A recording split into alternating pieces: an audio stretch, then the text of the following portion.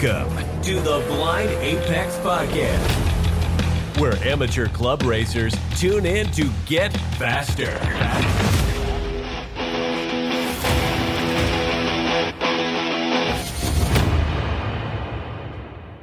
This episode is brought to you by Deechworks Fuel Systems. Visit deechworks.com for all your fuel system needs. This episode kind of hits close to home for me. My slow internet wrecked a previous recording of a different topic, and my guest came back with, let's talk about going from the mid pack to the front pack. So obviously I'm in, because that's the story of my life. At least that's what I'm trying to do, right?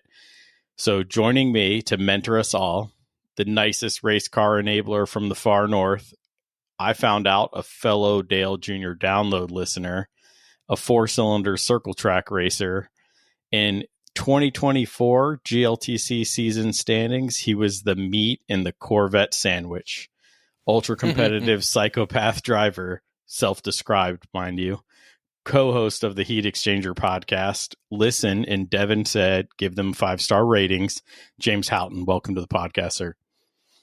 Thanks so much. I feel this feels familiar, doesn't it? Yeah.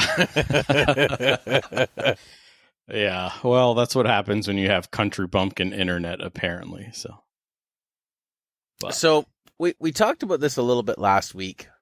Okay. But I feel like there's a lot of people that have a pretty good car and are pretty good drivers, and they have a lot of the things almost there.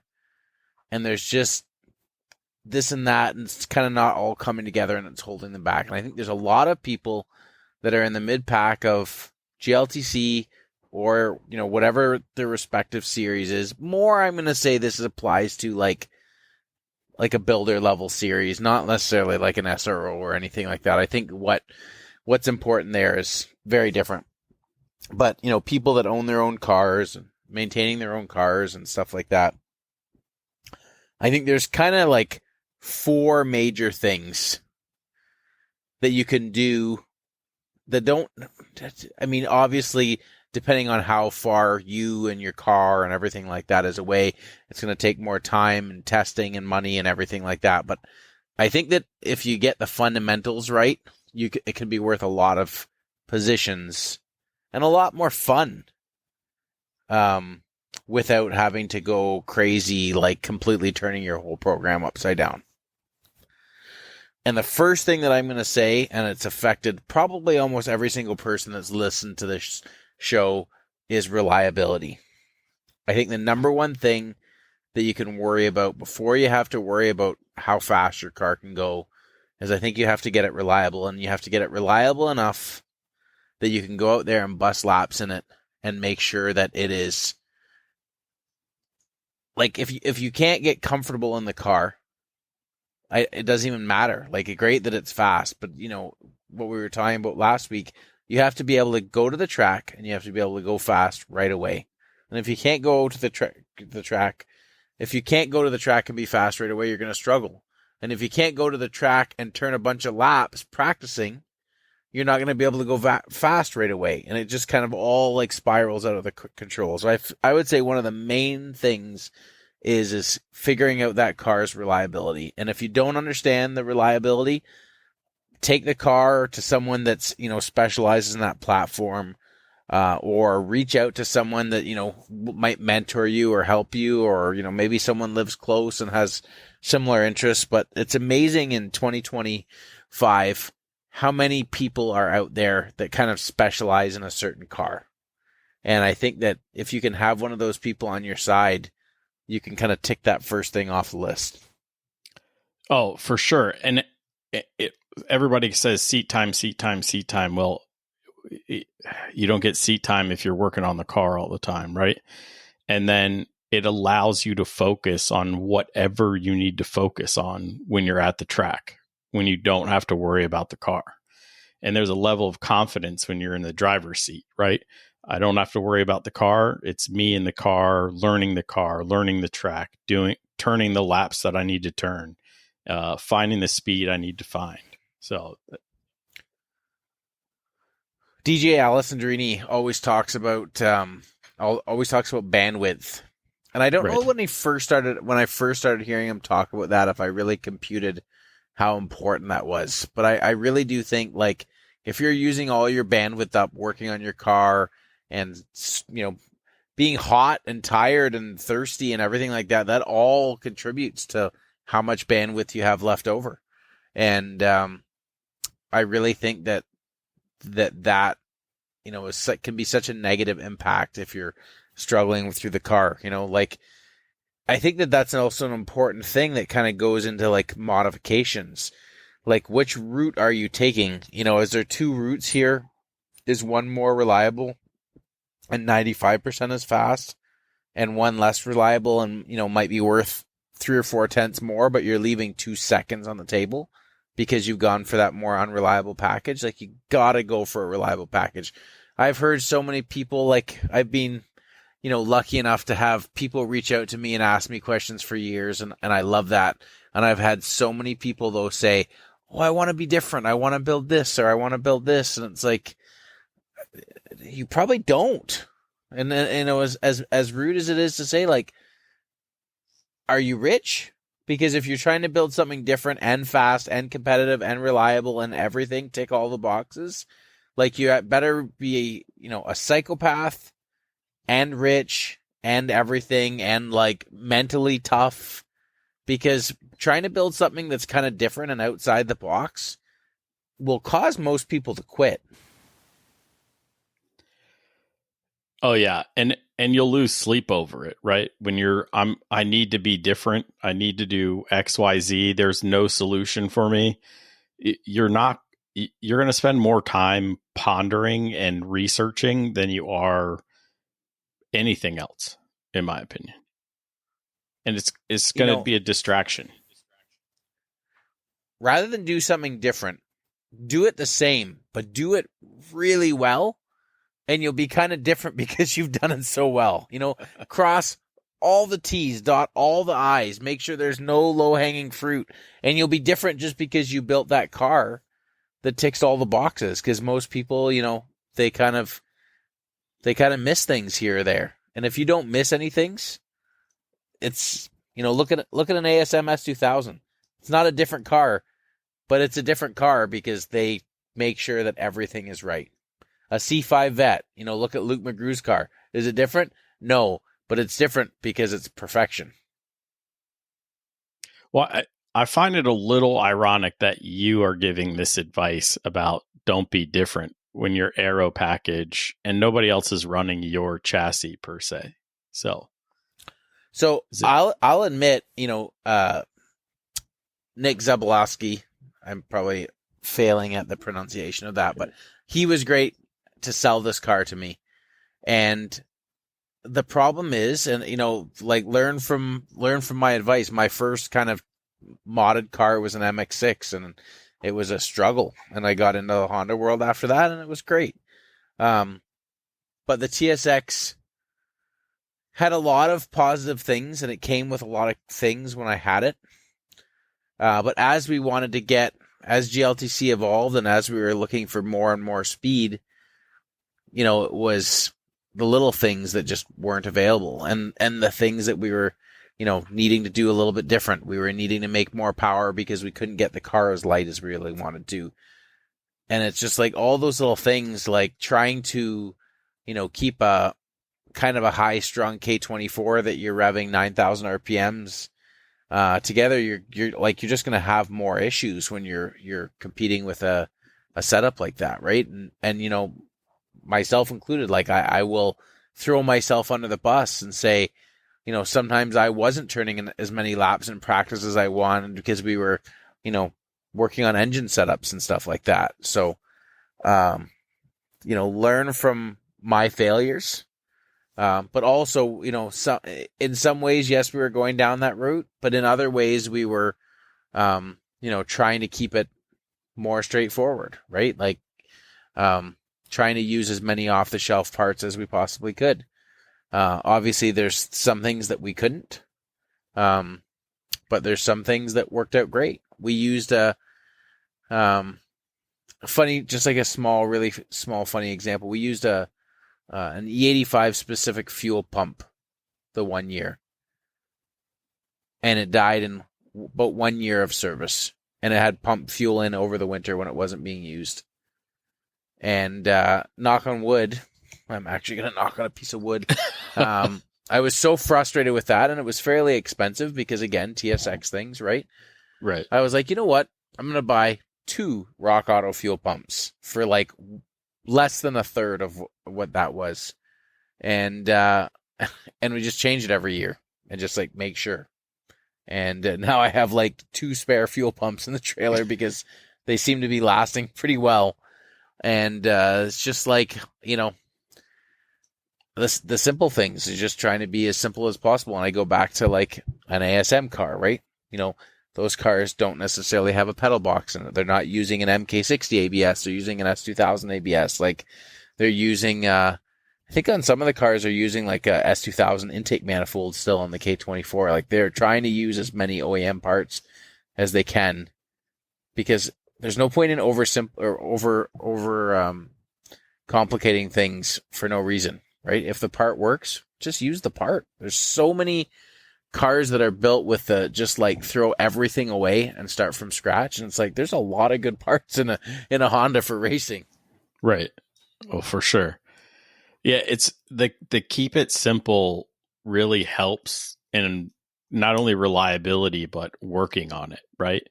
When you have bespoke one-off parts, replacing that is impossible on a track weekend, on a race weekend. And you're not improving if you're watching. I mean, you could be improving if you're watching, if you're paying attention, but if you're pounding beers and just like wallowing in your sorrows, you're probably not improving if you're in that situation. And that's what happens. I have definitely been there. Me too. So, yeah, I'm guilty of that, pouting and sitting there drinking a cold beer watching the race that I wanted to be in. So, yeah, for sure. Yeah. So what's number 2 on your hit list here? I think the next thing is, I think that, and I'm probably going to get thrashed about this, but I do think if you're planning on doing all the things, to me, the next thing is getting the car close as far as reliability wise. Sorry, not reliability. I already said reliability. Close as far as pace wise. Fairly well optimized. And optimized to me doesn't necessarily mean optimized to someone else. Optimized doesn't just mean, is it at power to weight? Does it have the right size tires on it? Optimized to me means you've read that rule book inside out, upside down and backwards, and you are finding all of the little things in there that could give you an advantage. Everyone is looking for an advantage. The people that say they're not looking for an advantage, they're looking for an advantage as well.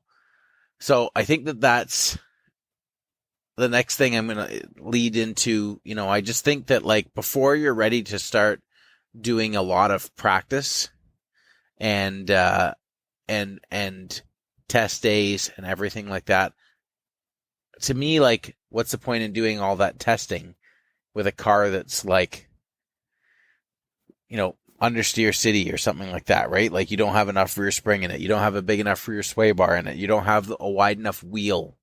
You have all these things that are going to potentially drastically change the way that car handles. And I think I think things like that are so important. My Integra Time Attack car, I never had that loose enough. And I got this really bad habit of like, kind of like turning in, kind of feeling it, straightening the wheel and turning in again, and kind of like sawing at the wheel on entry a little bit. And it's like, I was doing this and I was driving poorly because the car needed more rotation. And that wasn't necessarily so much as an optimization, as a setup thing, but all of those things are there. If you go out with narrow wheels and narrow tires on a front wheel drive car, in a class that allows very large ones, that's going to be a very different driving style than, having the car well optimized. Like driving you go out and take another TSX out that's like on, I don't know, at 245 square on 17 by 9s or something like that. You might as well not even bother. It doesn't, like, my car doesn't drive like that. And if that's what your class allows, great. Absolutely test on that. I think your H2 is 8-inch wheels or something like that. That's great. I'm not knocking a class that runs narrower wheels and tires. But I think that you could be wasting hours on your setup, wasting time towing to the track, wasting everything. If you're planning on getting to max optimization or close to it, not max, because again, that's 7 figures for any class, as we've talked about before. But I think that that's very important to get that car at least close to where it needs to be. Power, weight, brakes, setup, optimization, all those things. If you're planning on doing it at some point anyways. Yeah, it's not that it fits the class. Technically, like a stock Integra Type R fits in GLTC, right? Like, but exactly. It's far from optimized. A Spec Miata fits in GLTC, right? Right. I mean, technically, yes, but it's not optimized. You're not addressing every major area you can address, specifically the ones that help your min speed in corners, So, yeah, I completely agree. And then when you're testing, well, I draw a distinction between practice days and testing, right? So practice is working on the driver, the techniques, and maybe learning the track. And then testing for me is adjusting things on the car, right? Dial in some sway bars. Let's change springs. Let's work on the alignment, pressures, whatever it happens to be, angle of attack on your wing or whatever you're going to do, those are all very different things, and those are all get you that much faster. So, and I've probably almost like glanced over this one too much because there's so much that leads to optimization. When you look at a couple of different cars, right? So, for example, we'll just keep on using GLTC as an example because it's what I'm most familiar with. Gearing in a C5 that's 30, let's say 3,000 RPMs flat, or very close to 3,000 RPMs flat. Gearing, not that important. Most of them are using 2 gears for almost every track we go to, right? And they're quite efficient at it. Their acceleration rates are great. Their cars are quick. We obviously know that. They're hard to beat. A car like my car has pretty strong power band. It's not flat ever, but it's pretty strong for about 2,000 RPMs. But there are corners, just because traction limited and, how the car kind of wants to be driven, I would say you are going to come 50 to 70 wheel horsepower off of your peak. And you're competing against some cars that almost don't come off their peak at all. And so in a car like mine, gearing is so important. Absolutely. You put a stock TSX gearbox in my car with a diff in it, and it's probably 5 to 7 places worse in the field, I would bet. Oh, you think that's it? I think it'd be more. Worse. I don't know. I don't think it would be, because I think that the chassis of that car, especially in its current point, is so good, and the min speeds are good enough that I think it could. I still think it could hang, but it would be drastically different. Drastically different. And like you say, it could be worse. I think it's probably somewhat track dependent as well. If it's a flowing track where you're not shifting quite as much, I think you might get away with it a bit more. I think you might get away with it a bit more at like Pitt. I think at Road America it would be bad. Yeah. Well, okay. So you said the vets are generally using 2 gears, probably not at Road Atlanta, but generally using 2 gears. How many gears are you using at the track? I'm using 5 at almost every track we go to. Okay. 2nd to 6th at almost every track we go to. That's fair. I'm only using 3 to 6, and I may end up in 2 to 6. We'll see. It's busy in there, that's for sure. We appreciate them, those K-Tune shifter boxes and shifter cables and that Unit 2 Fab built transmission, because that stuff all has to work together really nicely. Yeah. So recently I heard Coutil talk about running flat shift with his Haltech setup. Are you also flat shifter? I am not. Okay. I feel like I'm so muscle memoried into that that I don't know that I would want that. I would like to try the auto blip at some point. Right.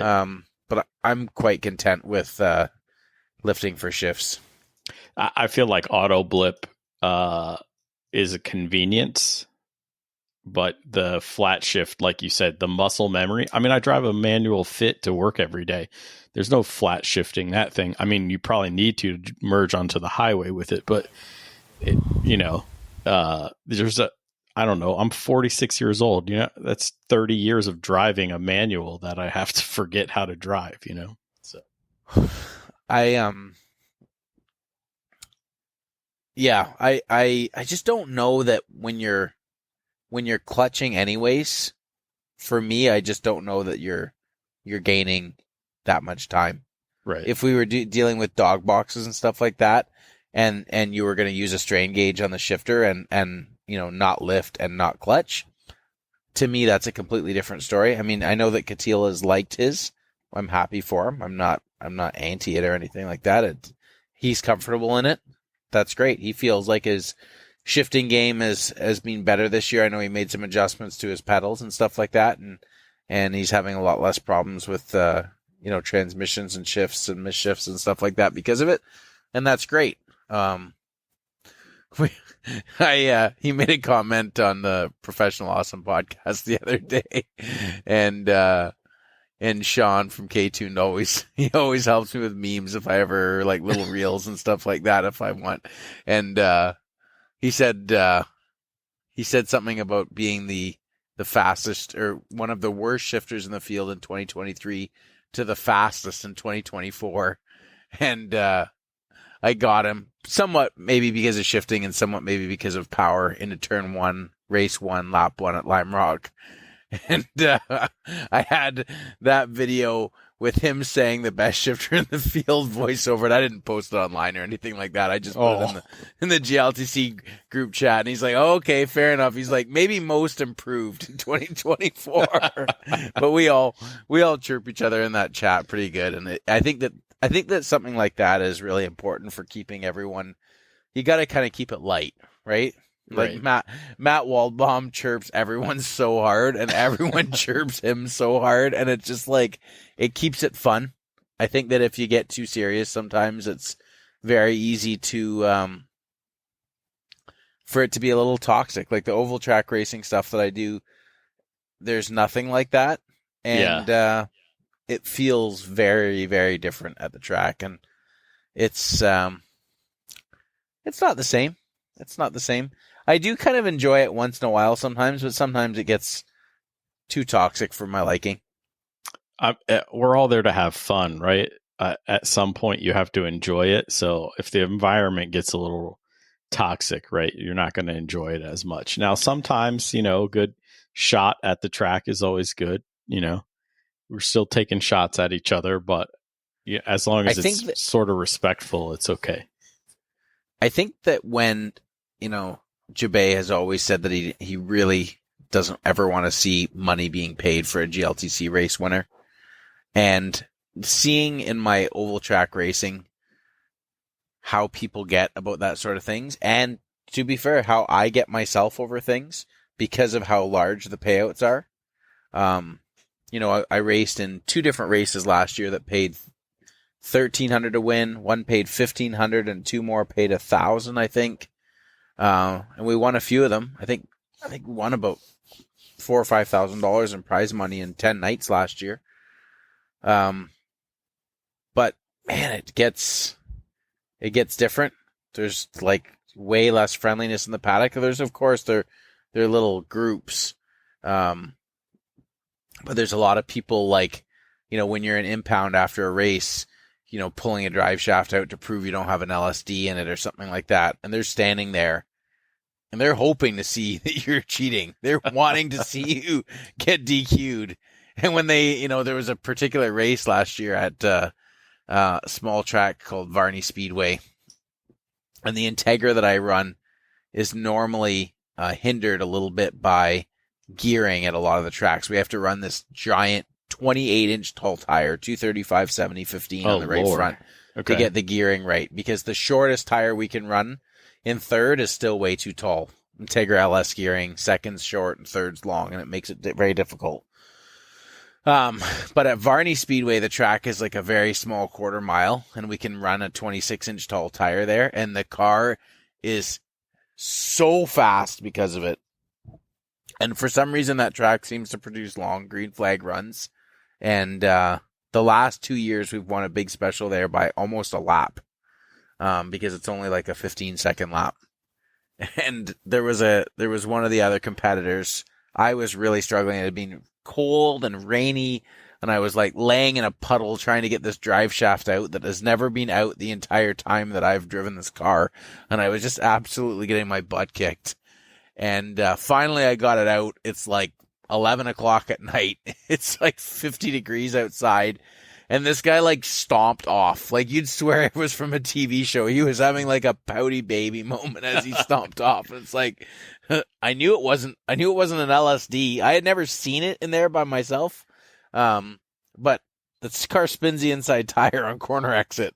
LSDs don't usually do that. So, it was so funny to see him stomp off like that, but I just don't think that that's the type of thing you'd see ever in a GLTC race, because, I think everyone's friendly enough, and I don't think anyone would be sad that a car is legal. You know what I mean? And right. I think that we're very lucky to have something like that. Yeah, we always, in my Honda Challenge region, we don't want to see each other disqualified specifically over dynos and stuff like that. We'd rather always come out clean and then beat somebody on the track. So I just don't understand that kind of mentality. If someone busts a dyno by 25 horsepower or something like that, I can see being, and it was obvious on track. I can see some of that, like, well, it is what it is, and not feeling that sad. But I think anytime anyone is busted by, 1 or 2 horsepower in GLTC, I think the people that beat them because of it are sad for them. You know what I mean? Mm-hmm. And in the oval track world, that would never be the case. 1 pound too light. See ya, bud. Right, goodbye. Right. Happy loading. You want me to help you push into the trailer? Right. It's a different environment. It is. So as much as it would be nice to race for some money, I honestly think that it would just slowly, I think it would just slowly kind of ruin what they've worked so hard to build. Yeah. One point I wanted to make is, as we were talking about flat shifting and you not doing the flat shifting and Eric having the flat shift set up in the auto blip and things, the optimization it gets to a point where it's also for the driver, right? So 100%. You optimize the car towards the rule books, and then you're also optimizing it to you, the driver, and your driving style. So 90% of the in-car videos I see, the person's steering wheel is too far away. Oh yeah. I wouldn't even say that that's an exaggeration. I would actually be fairly confident to say 90% of the videos, that steering wheel is too far away.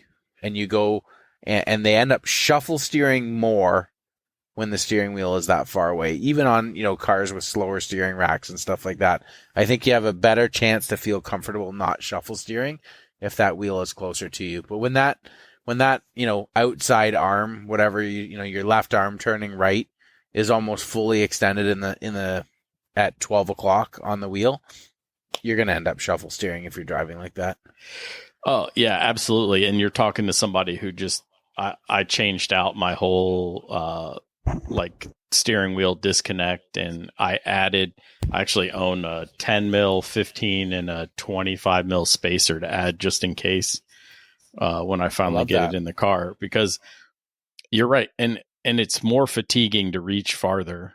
It's definitely not as optimal driving if you're shuffle steering. I've been on the sim trying not to shuffle steer, and I'm right on top of my sim wheel, right? So I wanted to replicate that in the car as much as I could, because if that's what I'm practicing this winter, that's what I need to start driving in the spring. So the other thing here's another one that a lot of people miss, is I feel like people enjoy the feeling of their clutch engaging and disengaging really close to the floor. And there is nothing worse for fast shifts than that clutch engaging close to the floor. Amen. Because as you are reaching, for myself, I feel like stroking the clutch and almost pulling the next gear at the same time. And if that clutch doesn't release fairly close to the top, you're going to grind it. And it's so easy to do. And I've done it. Sometimes the clutch goes out of adjustment due to wear or whatever. And I get a little bit too close to the floor on that, and I start grinding gears, because I am asking for so much out of the synchros in that. I'm asking for shifts that are, Honda never even designed their synchros to achieve. Right. That everything has to be perfect. And if it's not perfect, I'm just going to chew the stuff up. So I think that's another thing that people, often miss. They think, oh yeah, it feels like a brand new clutch when the clutch engages close to the floor. And it's like, nah, that ain't it. You need to get that thing adjusted up almost as high as it'll stand without wearing the thing and, preloading it. Right. Yeah. And if you're one of those people who rests their foot on the clutch, you have to take that into account too. So you don't want to be partially activating it. So that's for sure. But yeah, I've always driven with it higher up than on the floor. It's weird to me when it goes to the floor. Actually, I know when it goes to the floor, the slave cylinder goes out. So yeah. How about tire temperatures? I feel like tire temperatures, I feel like there's so much difference in opinions on this. One of my mentors when I was getting into tracking, Bill Savitas, he's a local guy here. He actually lives right in my neighborhood now. He hasn't been doing much for a long time, but he kind of put me under his wing when I was getting started. And his policy was always 30 degrees Fahrenheit in spread from the inside to the outside of the tire. So the inside of the tire had to be 30 degrees hotter than the outside. So, 30, 15, and whatever.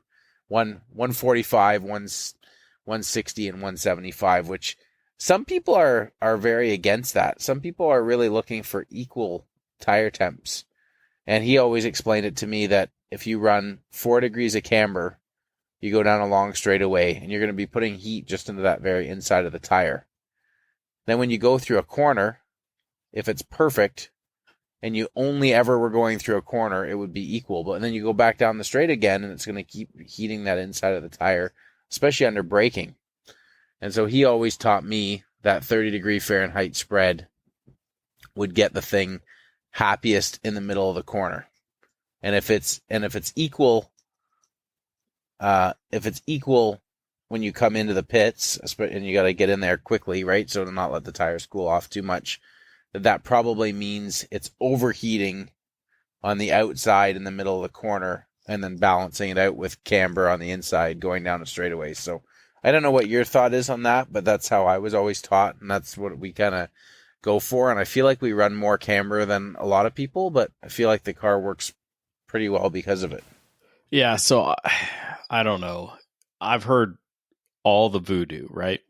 Everyone has the opinion.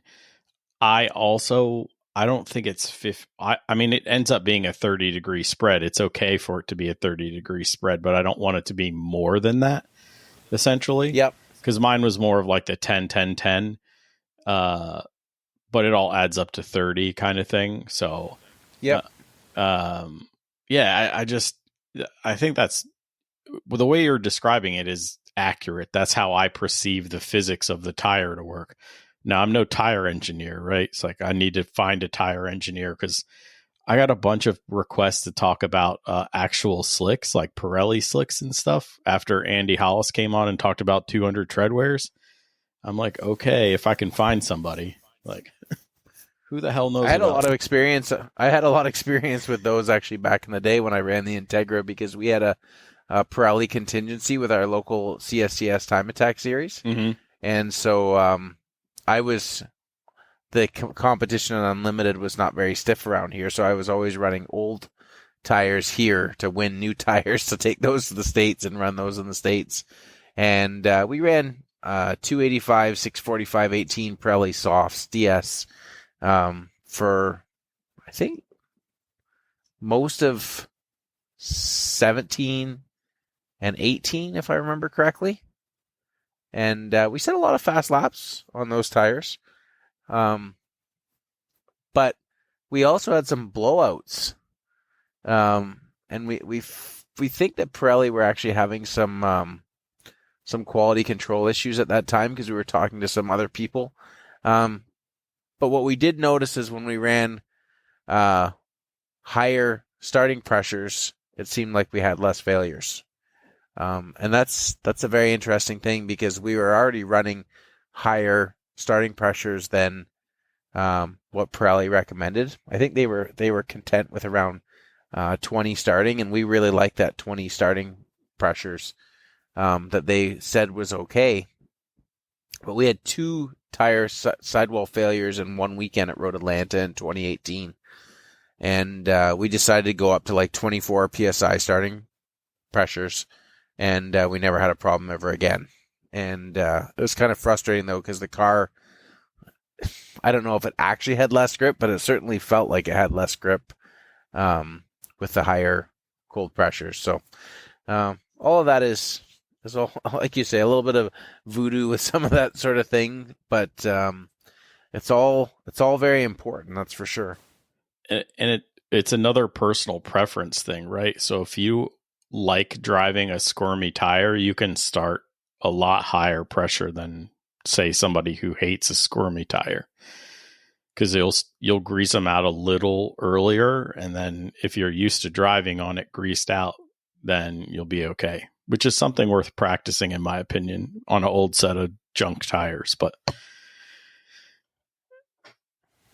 speaking of tires like that, everyone always talks. So we've had a great partnership with Falcon. We've been running their RT660 for 3 seasons now, and love them.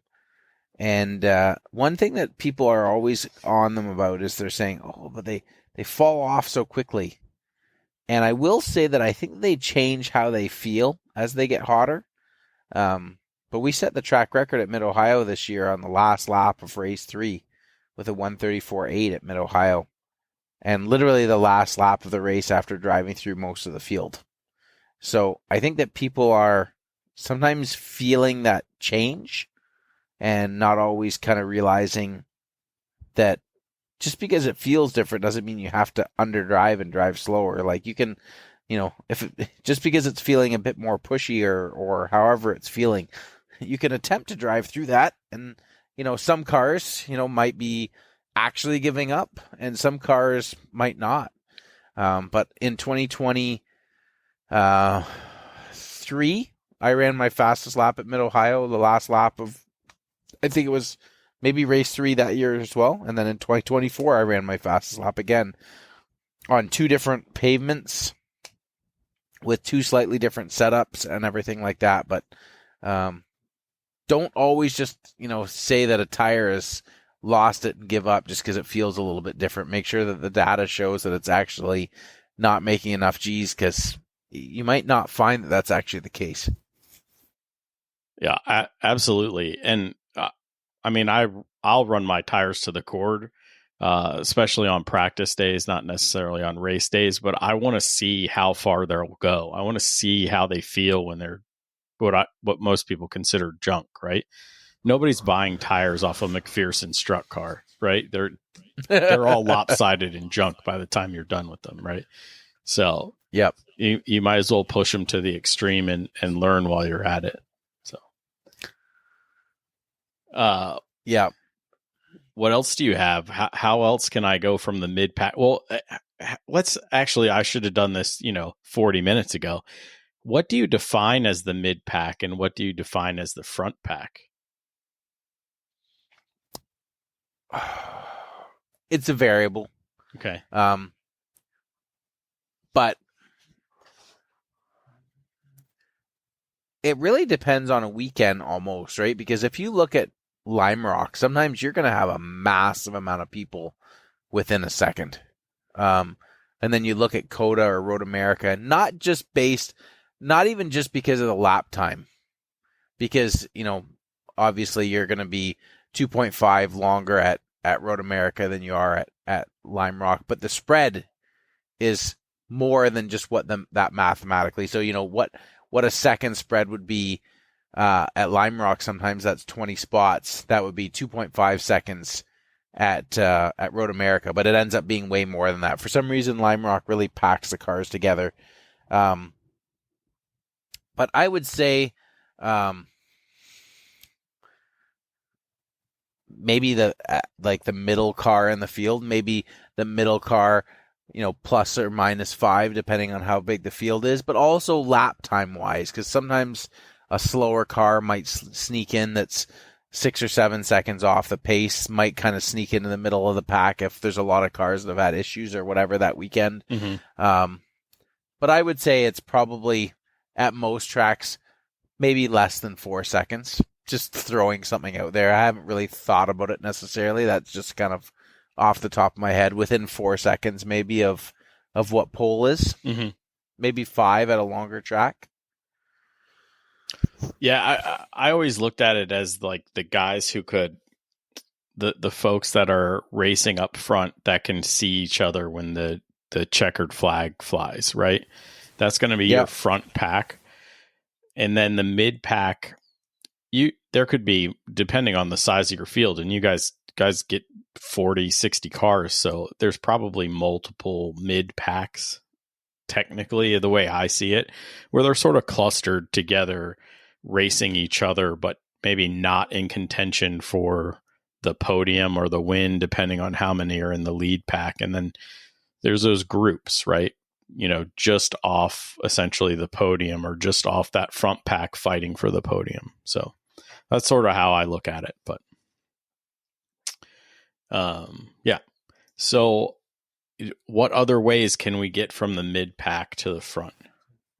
So now we have a reliable car, right? Yep. So that's number one. Number two, we have a fairly optimized car now. Right. Now, I don't know that it's hard to say what's next, but I don't know that I'm necessarily ready to hire a coach yet. Okay. So I'm kind of giving that one away. I think that could be last. But now we're in the practice and testing stage, which kind of was part of the optimization that's kind of blending over. But this is the thing that I'm kind of passionate about, and we talked about this in the Lost episode. You go to the track, let's say for GLTC, front of the pack is going to be sub 140 at Gingerman. We'll pick on Gingerman for a second. You know that sub 140 is going to get you for sure inside the top 10 and maybe inside the top 6.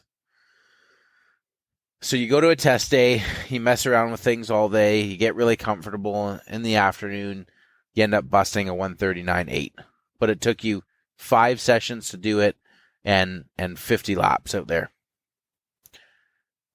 Now you're ready. Now you're ready to go to the track and qualify in the top 6 or 7 or something like that in the next event, right? No, wrong. It took you the entire day to get to that time. It took you 50 laps. It took you adjustments. It took you getting comfortable with that day, comfortable with the car, comfortable with the track, comfortable with everything, book another test day. You got to book another one. And now try to like not mess with it. You got it figured out to go in the 39s at Gingerman.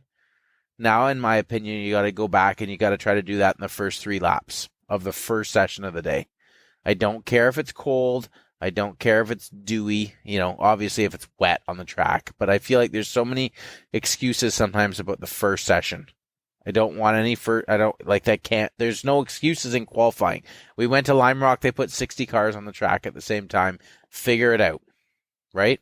Yep. You go out in the rain or something like that. Figure it out. We went to CMP the first time and it was, a lot of people hadn't been there before.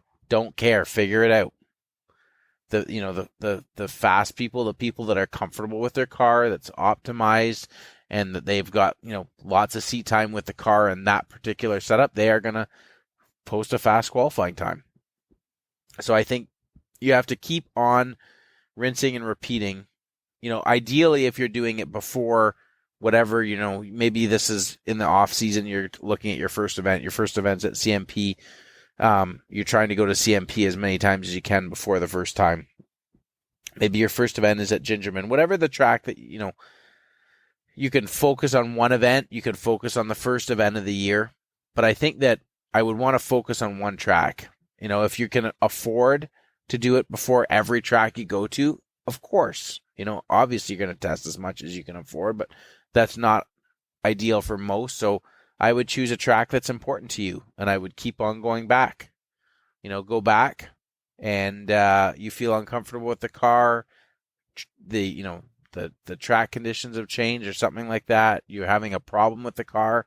Don't say, "Oh well, I would have done it if I didn't have the problem with the car." Fix the car. Go back again. Some of these tracks, like Gingerman, have like some pretty cheap test days sometimes. Go back the third time. I want you to go, and I want you to go and do a fast lap in the first session in the morning before, you've got comfortable for the day. When you're tired, maybe you're kind of groggy, maybe you're whatever. You need to be able to do that without thinking about it too much. And that is like, especially in a series that's got consistently 50 cars out there in qualifying, you have to feel like you have a gun to your head the entire time in qualifying. You are going to get traffic. It is going to be a disaster. You have to be able to do it right now. It took me 20 minutes, I think, at Lime Rock this year before I posted a time. For sure, 15 minutes of like constant laps out there before I posted a time that was good enough to be, I think, even inside the top 10. I was just kind of flailing around out there. I didn't pit because I was complaining about my tires. I didn't come in and cry that I was too hot in the car or anything like that. And I'm not saying I'm some badass or anything like that, but you can't worry about you being hot in the car. You can't worry that your tire pressures are 5 pounds higher than they should be. You have to just like be ready at any time. If there could be a gap, and you have to be able to put the time down right now. Conditions perfect? No. But are they good enough? They have to be. And I think there's so many people that have tremendous potential, and you'll see people that are, in the top 5, top 10 sometimes, and then gone for a bunch of events and do it again. And I think it's because, they're not comfortable doing it right now. And in a series like GLTC, if you qualify 30th, even if you have the ability to run 5th, it's a hard battle back inside the top 10 with those people. Yeah, it's a lot of cars to pass, and especially for your super sprint format, right? So in GLTC, when you have a 15-minute race, qualifying means a lot. When we race for 40 minutes, lots of stuff can happen in 40 minutes, but in 15, you don't have a lot of time to make up 30 spots.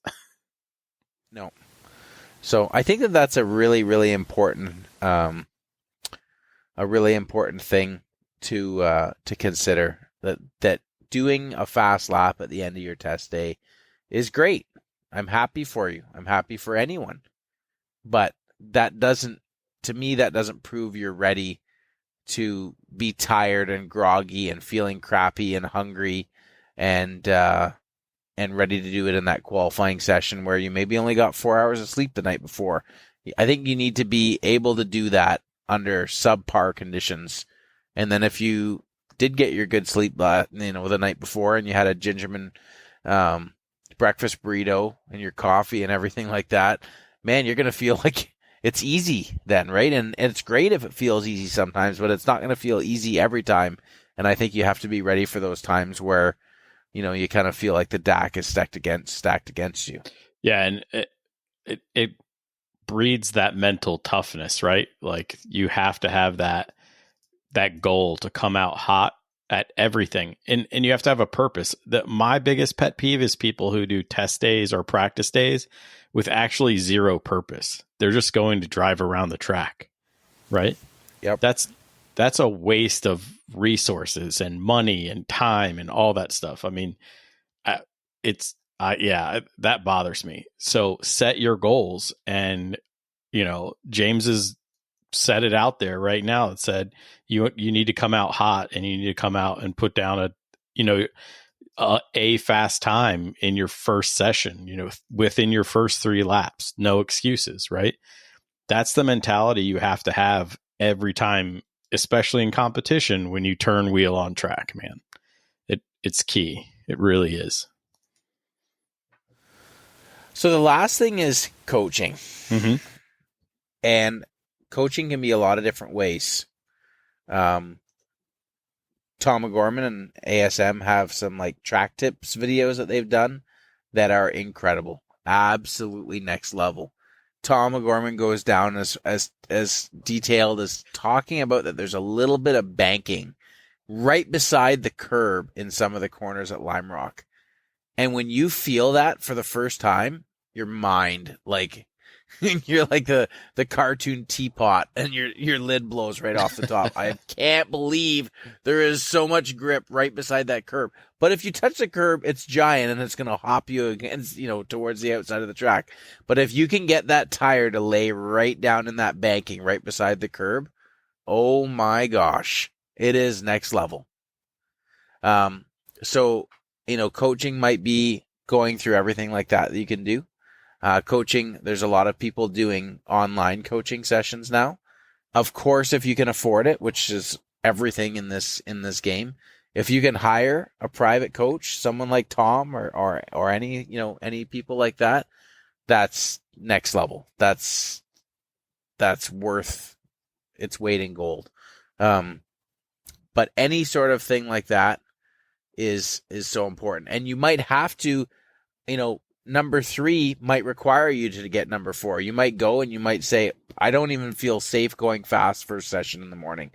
No matter what I do, no matter how many laps I turn, I am 5 seconds off the pace every time when I unload the car at the track. And if you're 5 seconds off the pace every time you unload the car at the track, and you're sim racing and you're doing everything you can, and the car is handling the way it needs to, and you still can't do it, well then you're going to skip 3 and kind of get into the coaching stage.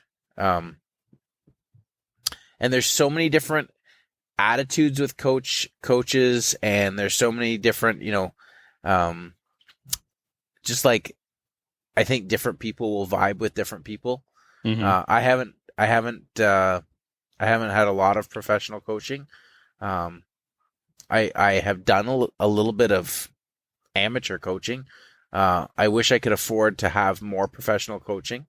But I also try to really pay attention with any sort of content that's, like those track tips videos and stuff like that. And I really try to be a sponge of any sort of information like that's out there. Yeah, for sure. Ross Bentley has track walks. I will look at Tom's stuff all the time, the ASM stuff, specifically when I thought I was going to hit up Pit Race for, NASA Nationals when it was there. Scott Robertson, he's coaching. I'm trying to get on his schedule because I need it, right? I need to break through this glass ceiling that I think I have. And another voice that I trust is going to be key to that, right? For you, 100%. I probably should call you and be like, hey, I'm at a test day and I'm about to go out. So you can yell at me and be like, don't forget, you got to go out fast, You can call me anytime. I'm happy to yell. But Yeah. A guy that used to be on my iRacing team.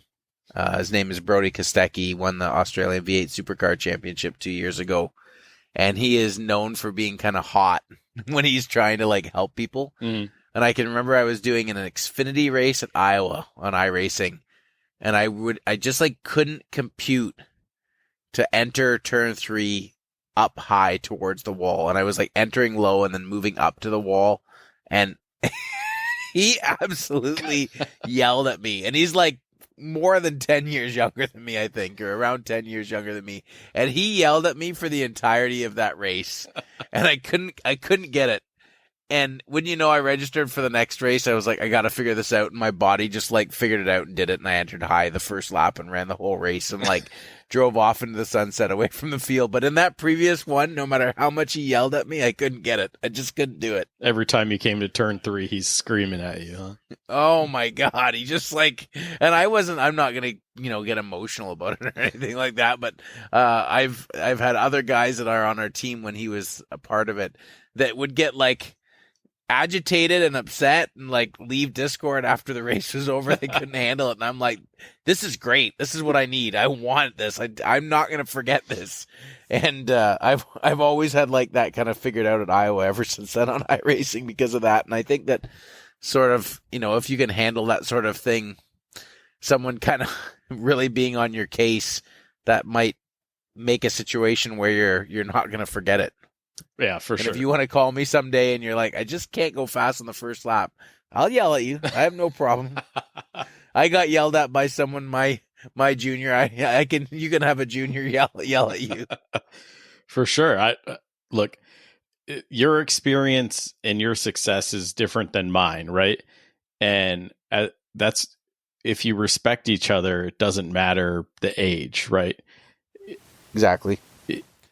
You need that input from somebody you respect for it to stick. Now, did it stick in turn 3 the day he was yelling at you? No. But the next time... it did the day. It just didn't... In the 8 o'clock race, it didn't stick. But in the 9 o'clock race, I figured it out. Yeah, so, it took an hour to stick. Okay, big deal, right? But the other thing I think that's really important is that every person is probably receptive to different things. I am not a good audio learner at all. My brain tunes out when I'm, listening to something. I like to do it. I like to see it. I like to feel it. I feel like when I turn laps on iRacing, before I go to a track, I feel very comfortable with it. And I downloaded Assetto Corsa for my first time before we went to pit. And turning those few laps, even though the setup was terrible and the car was not great and everything was not the way I kind of wanted it to feel, but seeing it and feeling it made me instantly comfortable when we unloaded there, and that made all the difference. And I think that finding a coach that's willing to listen as much as they're willing to help is very important, because some people, especially autocrossers, I feel like really love a track walk. And I feel like I'm like out there daydreaming, thinking about something else on a track walk.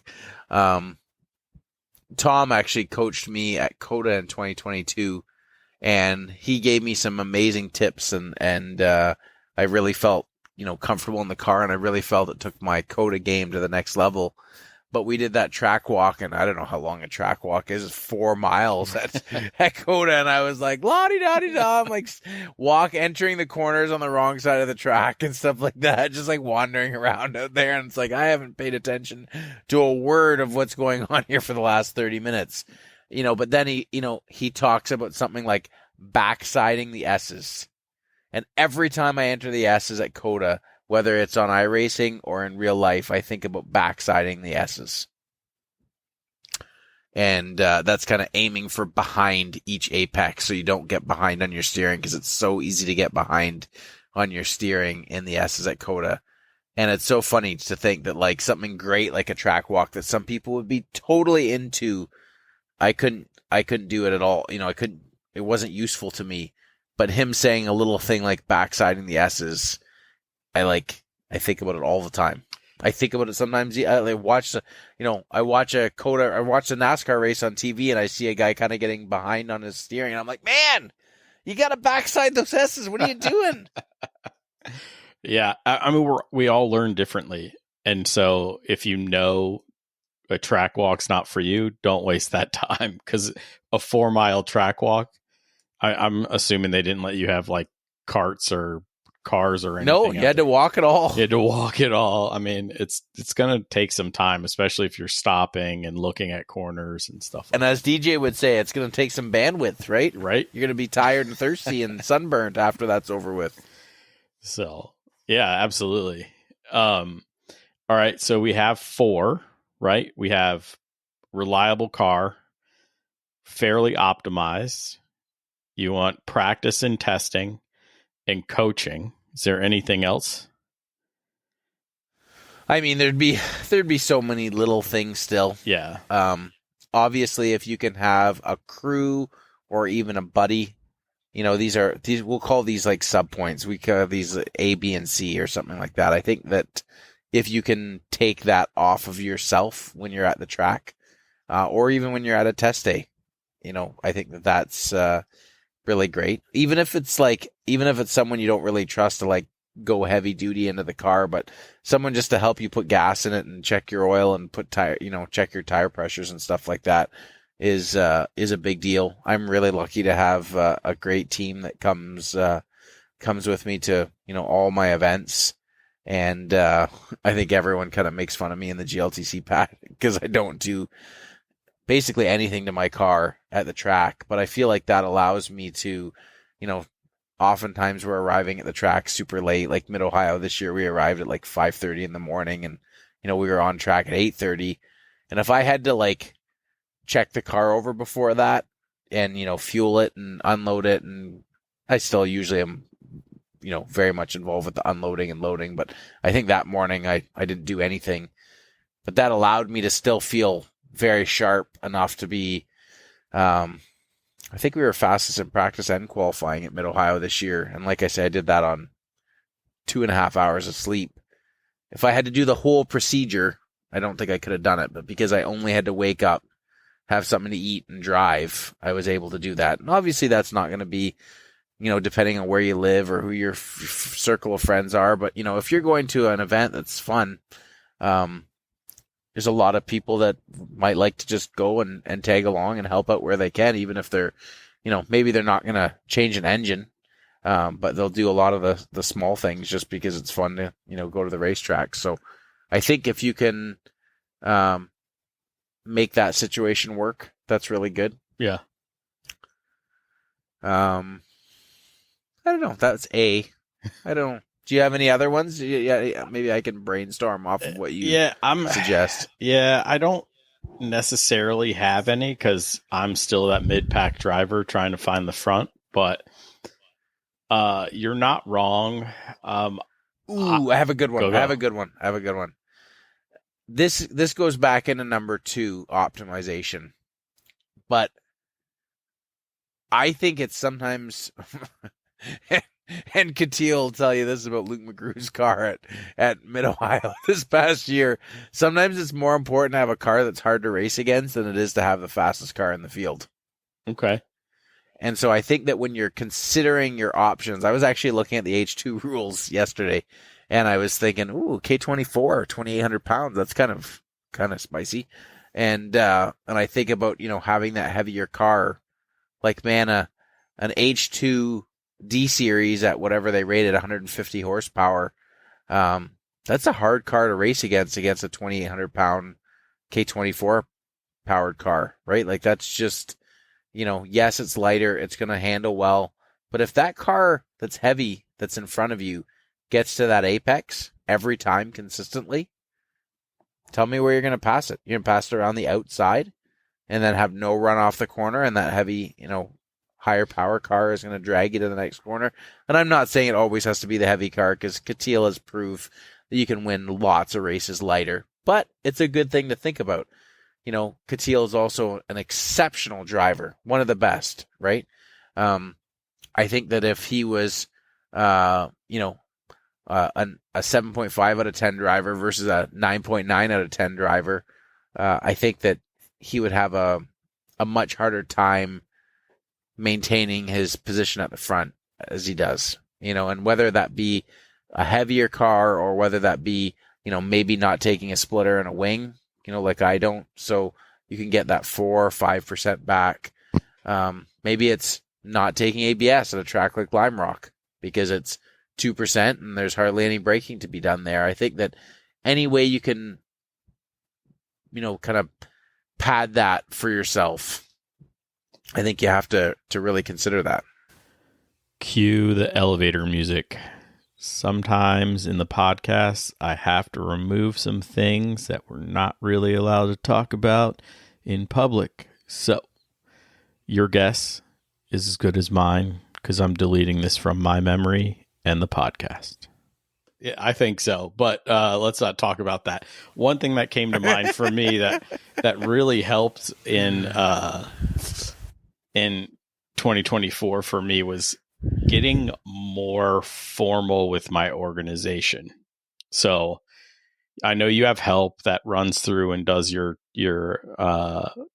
pressures and things like that, but my nut and bolt checks, my tire pressures, my writing down what my shock settings are before every time we go out. I'm even though terrible at that. I'm so I couldn't tell you where my shocks are right now. I am so bad. I go down such a rabbit hole of adjusting on those things. Where was I last year at this event? I have no idea. Right. So I got more. That is a very good thing. That is a very good thing. And then, safety checks and you guys that in our organization, we're required to run a camera, right? So the guys with GoPros, the number one thing on your checklist better be charging your GoPro because they suck. So I'm trying to remember what cameras that we have in my car. I got them from Momentum in Ireland, where we get our 3J diffs from, and they have like a European type of GoPro. But it's like very straightforward, very inexpensive, does 1080p. Like if you're not looking for some sort of really fancy thing, I can't remember how much they were, but they were seriously inexpensive. But you can wire them to power in the car. And I'm not up on my GoPros. Maybe the newer GoPros you can do that as well. But we don't do anything. I don't charge batteries. They're just charging all the time. Yeah, you just turn them on.